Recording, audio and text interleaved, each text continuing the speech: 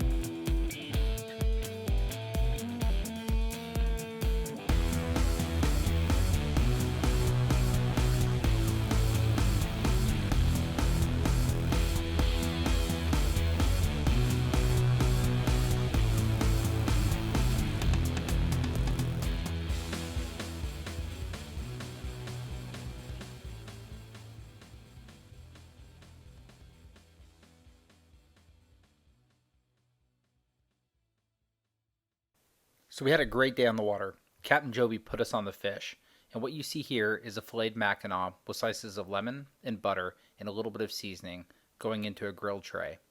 Tonight, we're going to do Mackinaw Trout 3 ways: grilled, smoked, and made into piccata, put over pasta that we had left over from last night. Now that our coals are nice and hot, we're going to go ahead and put the fish on the grill. We're going to cook it for about 5 to 10 minutes or until each side looks thoroughly cooked. As you can see in the picture above, the fish came out perfectly. Now, on to the piccata. Megan's currently sauteing some onions. She's adding pepper, and she's already added salt and butter. Separately, I'm adding some flour to some of the fish that I first filleted and then cubed, and I've mixed up in this bowl. We're going to fry it up in a little bit of butter, and then we're going to set that off to the side to dry. Now, we had tortellini with peppers the night before, and what we're doing is reusing some of those ingredients, and we're going to put this fresh fish over that pasta. What you see here is Megan deglazing the peppers with a little bit of white wine, and she's stirring it in along with some capers to add that additional flavor that's going to make this dish pop.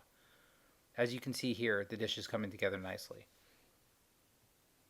Megan's going to put the finishing touches on the pasta by adding a little bit of Parmesan cheese to the dish. It is now ready to serve along with the grilled fish that you saw previously.